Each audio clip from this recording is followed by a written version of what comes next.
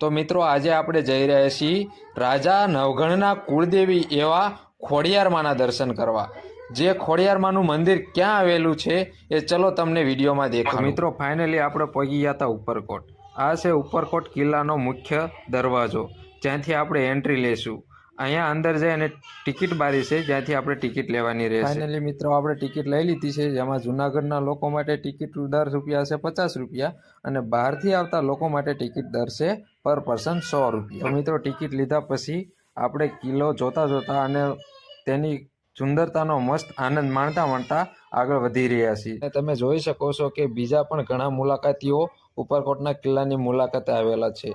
તો આપણે આ રીતે ઉપરકોટના કિલ્લાનો આનંદ માણતા માણતા આગળ વધી રહ્યા છીએ અને હવે આપણે થોડી જ વારમાં પહોંચી ગયા છીએ રા નવઘણના કુવાએ। તો મિત્રો આ છે રા નવઘણનો કૂવો અને આ રા નવઘણના કૂવાની બાજુમાંથી પગથિયા ઉતરી અને આપણે સામે લોકો દેખાય ત્યાં જવાનું છે। તો મિત્રો ફાઇનલી આપણે પહોંચી ગયા છીએ મહારાજા નવઘણના કુળદેવી માતા શ્રી ખોડિયારમાંના મંદિરે। તો મિત્રો તમે જોઈ શકો છો અહીંયા લખેલું છે રાજા નવઘણના કુળદેવી આઈ ખોડિયારમાં।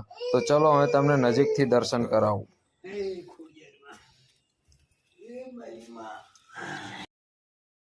તો મિત્રો તમને પણ મહારાજા નવઘણના કુળદેવી ખોડિયારમાંના દર્શન થઈ ગયા હોય તો કોમેન્ટમાં જય ખોડિયારમાં લખવાનું ભૂલતા નહીં અને તમારા કુળદેવી કયા છે એ કોમેન્ટમાં જરૂર લખજો। જય ખોડિયારમાં।